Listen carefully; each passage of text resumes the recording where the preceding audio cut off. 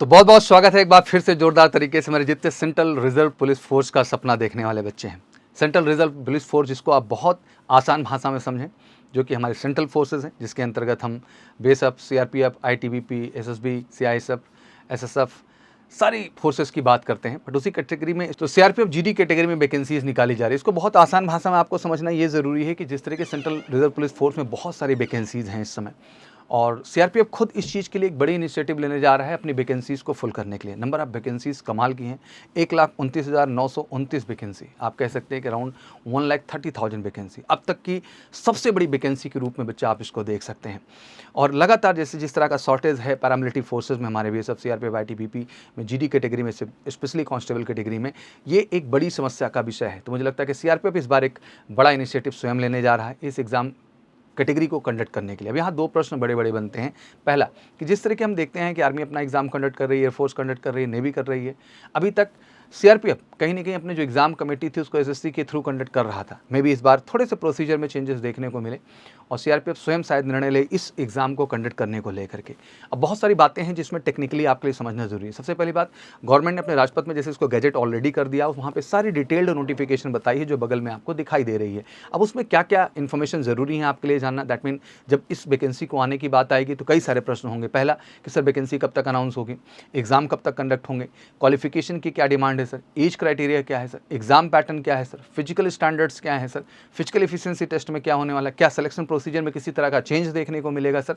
तो बहुत सारे प्रश्न हैं जो आपके जहन में हैं, जो आपको बिल्कुल ध्यान से समझने की ज़रूरत है। और साथ ही साथ एग्जाम की जो प्रक्रिया है वो कैसी होनी है, that mean written, physical, documents, medical, remedical की जो प्रक्रिया होती है वो प्रक्रिया में भी सर क्या किसी तरह का चेंज देखने को मिलेगा। तो आइए आज इस वीडियो में डिटेल में हर बात को क्रमशः हम समझेंगे। और सबसे बड़ी खुशखबरी ये बच्चा कि अपने आप में ग्रेट अपॉर्चुनिटी है जो गवर्नमेंट की तरफ से अनाउंस होने जा रही है। अगर वाकई में आपका सपना है पैरामिलिट्री फोर्सेस का हिस्सा बनने का, सेंट्रल रिजर्व पुलिस फोर्स का हिस्सा बनने का, तो मुझे लगता है इससे बेहतर अपॉर्चुनिटी कुछ हो ही नहीं सकती है परमानेंट कमीशन कैटेगरी के लिए। तो कमर कस लीजिए और बिल्कुल ज़बरदस्त तरीके से लगिए। आइए कुछ बेसिक डिटेल के विषय में बात करते हैं। सबसे पहले, central reserve police force invited online application for the eligible candidate for the CRPF GD recruitment 2023, मतलब 2023 में ही आएगा, ये क्लैरिटी हो गई।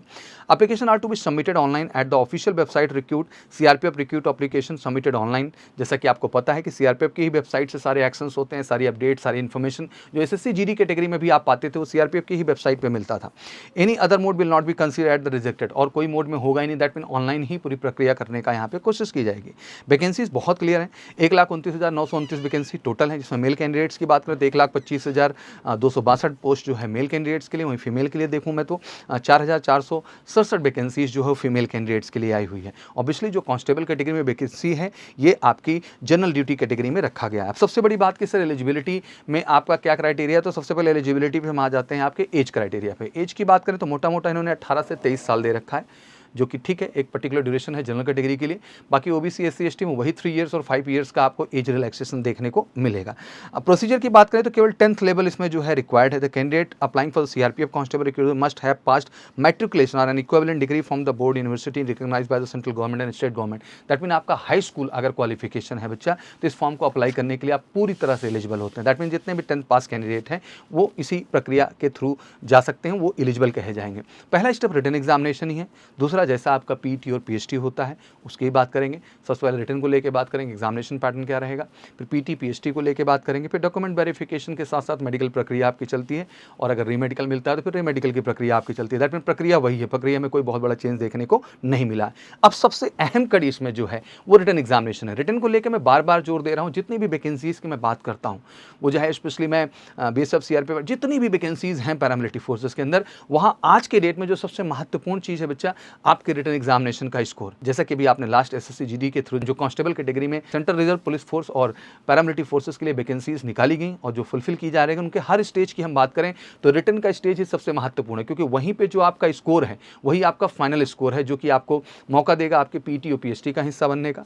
पीटी पीएचडी क्लियर करने के बाद भी फिर से एक कट ऑफ जनरेट होता है, जिसमें फिर से रिटन स्कोर को ही वैल्यू दी जाती है। उसके आधार पर आप अपनी मेडिकल प्रक्रिया के लिए जाते हैं बच्चा, और फिर मेडिकल में भी जो फाइनल मेरिट जनरेट की जाती है वहाँ फिर से रिटन स्कोर का ही मैटर होता है और हर बार क्रमशः आपके मार्क्स बढ़ते हुए नजर आते हैं। दैट मीन आपका स्कोर ऐसा होना चाहिए मेरे बच्चा कि वहाँ कोई डाउट ही ना रह जाए। आज हर मंच से हम जाके कट ऑफ पूछते हैं, बहुत सारी चीज़ें पूछते हैं, बट मैं कहना चाहता हूँ बेटा कि वाकई में अगर आपका सपना है पैरामिलिट्री फोर्सेस या सेंट्रल रिजर्व पुलिस फोर्स का हिस्सा बनने का, BSF, CRPF, ITBP, SSB, NIA, Assam rifle का हिस्सा बनने का, तो मैं स्ट्रांगली आपसे कहना चाहता हूँ मेरे बच्चा कि रिटन का स्कोर बेहतर करिए और ईमानदारी से वही अर्थमेटिक, वही रीजनिंग, वही आपका जीके और वही आपका हिंदी इंग्लिश ऑप्शन के तौर पे 20-20 क्वेश्चन जैसे आते हैं वैसे ही आएंगे आपके, और मार्क्स जैसा आपको पता है कि 40-40 मार्क्स 2-2 नंबर के आपके एक क्वेश्चन हो जाते हैं। तो ओवरऑल पैटर्न में कोई अंतर नहीं है, बट ये है कि 160 में आपका स्कोर मुझे लगता है कि ऐसा स्कोर होना चाहिए बेटा कि जहाँ डाउट ही ना हो। मैं बच्चों से हमेशा कहता हूँ कि बेटा ये स्कोर आपको रखना ही 80%, इससे नीचे का आपको सोच के ही नहीं चलना है, जिससे कहीं से कहीं तक कोई डाउट ना रह जाए। और जब इस स्कोर की बात आती है तो एक बहुत ही कंसिस्टेंट, बहुत ही डेडिकेट प्रिपरेशन की ज़रूरत है। दोनों ही मंच है, ऑनलाइन भी आप तैयारी कर सकते हैं, ऑफलाइन भी कर सकते हैं। हाँ, मैं ऑफलाइन को कंपेरेटिवली बेस्ट कहता हूं बिकॉज वो 1-to-1 टीचर के साथ आपका इंटरेक्शन, 1-to-1 डाउट काउंटर का आपके पास ऑप्शन, जहां आप बैठ करके हर समस्या का निदान कर सकते हैं। जैसे आम बच्चा जो हमारे गांव देश समाज से जुड़ा हुआ है, कहीं ना कहीं बेटा आपके एकेडमिक्स में वो परफेक्शन नहीं है, क्योंकि देखो स्कोर कर लेना, केवल एग्जाम में बैठ जाना इनफ नहीं है बेटा, आपको कट ऑफ भी क्लियर करना है। तो आपको एक ऐसी स्ट्रैटेजिक प्रिपरेशन करनी होगी जो उस लिमिटेड टाइम में आप अपना 100% दे पाएँ, और उसके लिए बेटा आपको कमांड ओवर सब्जेक्ट बहुत ज़रूरी है, कॉन्सेप्ट पे काम करना बहुत ज़रूरी है। रट के काम नहीं चलेगा मेरे बच्चा, आपको हर क्वेश्चन का अप्रोच करने का तरीका बेहतर होना चाहिए, टाइम मैनेजमेंट स्किल सीखनी होगी और परफेक्शन लाना होगा, और इसके लिए ज़्यादा से ज़्यादा प्रैक्टिस और कॉन्सेप्ट पे कमांड, दोनों ही चीज़ें अहम हैं। तो मैं देश के जितने भी बच्चे हमारे हैं जो वाकई में सपना देख रहे हैं इस बार पैरामिलिट्री फोर्सेस का हिस्सा बनने का, गोल्डन अपॉर्चुनिटी है और मेजर कलसी क्लासेस के साथ जुड़ करके उस सपने को आप पूरा कर सकते हैं। ऑनलाइन जाते हैं तो बहुत ही रीजनेबल चार्जेस में, मतलब द लोवेस्ट इन इंडिया, और जब तक आपका सिलेक्शन नहीं तब तक का एक ही बार चार्ज, हम दोबारा चार्ज नहीं लेते। और ऑफलाइन में भी जो हमारे चार्जेस हैं मोस्ट रीजनेबल चार्जेस, जिससे एक बार जुड़ करके आप तब तक हमारे साथ बेटा पढ़ाई कर सकते हैं जब तक आप अपनी सफलता को सुनिश्चित ना कर लें। तो अगर श्योर शॉट वर्दी पहनना है, सक्सेस पाना है, तो बिल्कुल आपको एमकेसी के साथ जुड़ना है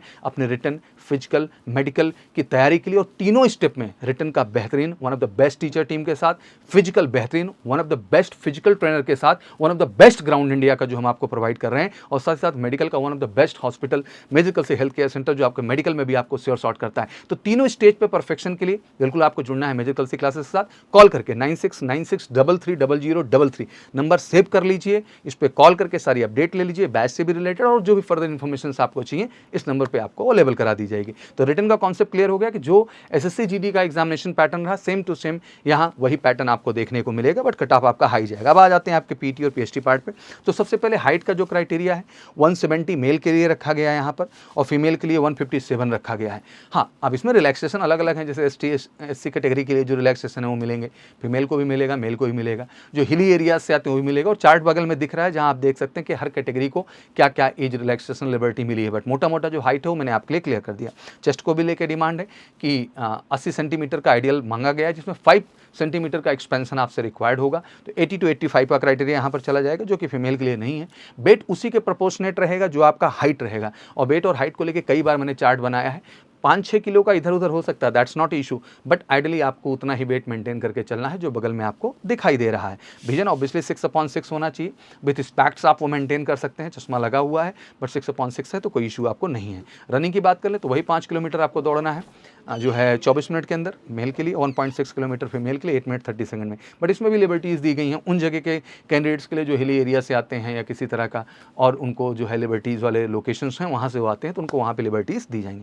पे स्केल बहुत अच्छा है, लेवल 3 यूज किया गया है। 21,700 लेके बेटा 69,100 रुपये, दैट मीन समझ सकते हैं आपके अप टू 70,000 तक आपकी सैलरी जो है वो आपको इशू की जा रही है, जो अपने आप में बहुत ही क्रेडिबल तरीके से। अप्लाई करने का प्रोसेस बिल्कुल सिंपल है कि आपको जो है एप्लीकेशन ऑनलाइन ही अप्लाई करना है, वेबसाइट पे मिलकर, जो सीआरपीएफ की वेबसाइट है, और मेल और फीमेल ऑल इंडिया वैकेंसी है, तो देश के हर कोने से जितने बच्चे और बच्चियां हैं सब अप्लाई कर सकते हैं। रिटर्न के बाद आपका फिजिकल के बाद फिर आपकी मेडिकल की प्रक्रिया और फाइनल मेरिट आएगी, जिससे आप क्रमशः जाकर के पैरामिलिट्री फोर्सेस या सेंट्रल आर्म पुलिस फोर्सेस का हिस्सा बनेंगे। तो एक बार फिर से दिल से बहुत बहुत कांग्रेचुलेशन, क्लैरिटी कर दी। क्वालिफिकेशन 10th है, एज का क्राइटेरिया क्लियर हो गया आपका मोटा मोटा, एग्जाम पैटर्न क्लियर हो गया, पीटी पीएचडी स्टैंडर्ड मैंने आपको बता दिए बच्चा। मेडिकल एक बड़ा प्रोसीजर है, उसको भी लेके कई बार डिटेल वीडियो बनाई है मैंने, उनको जरूर देख लिया करें, जिससे मेडिकल को लेकर एक प्रॉपर क्लैरिटी मिल जाए। और मेडिकल से हेल्थ केयर सेंटर है इस देश के अंदर, तो बेटा किसी भी बच्चे को मेडिकल को लेकर टेंशन लेने की ज़रूरत ही नहीं है। अगर हमने मेडिकली आपको अप्रूव कर दिया तो हर जो है फौज के एग्जाम एग्जामिनेशन सेंटर पे आप मेडिकली 100% अप्रूव होंगे, इस बात की 100% गारंटी हम आपको देते हैं। तो एक बार फिर से आपको बहुत बहुत कांग्रेचुलेशन, तैयार हो जाइए। अभी जैसे ये प्रक्रिया चली रही है मेडिकल की, जैसे डन हो जाती है, अक्टूबर तक ये सब डन हो जाना है और अक्टूबर लास्ट में, नवंबर के फर्स्ट वीक तक आपको ये बेहतर नोटिफिकेशन की अनाउंसमेंट देखने को मिल जाएगी। बट इन सब के बीच यही समझिए कि नोटिफिकेशन भी फास्ट आएगी, एग्ज़ाम भी फास्ट कंडक्ट किया जाएगा। तो इसमें सबसे अहम कड़ी बेटा तैयारी है। मैं उस चीज़ को बार बार जोर दे रहा हूँ, फिर से जोर दे रहा हूँ बच्चा, एक बार तो यार उस अर्थमेटिक, उस रीजनिंग, उस जीके, हिंदी, इंग्लिश जो भी ऑप्शन रख रहे हैं, आपको कमांड तो करना ही होगा। और बेटा एक बार आके अच्छे से पढ़ लोगे ना यार, तो जीवन भर का सपना आपका पूरा हो जाएगा। तो कहीं भटकना नहीं है, सेंट्रलाइज एमकेसी के साथ जुड़ना है अपनी श्योर शॉर्ट सक्सेस के लिए और पैरामिलिट्री फोर्सेस का हिस्सा बनने के लिए। एक बार दिल से बहुत बहुत कांग्रेचुलेशन आप सबको। बाकी कोई क्वेरीज हो, कोई क्वेश्चंस हो तो प्लीज़ कमेंट सेक्शन में मेंशन करिएगा, फिर से मैं एक डिटेल अपडेट लेके आपके सामने हाजिर होऊंगा। Thank you so much, wish you good luck, जय हिंद, जय भारत।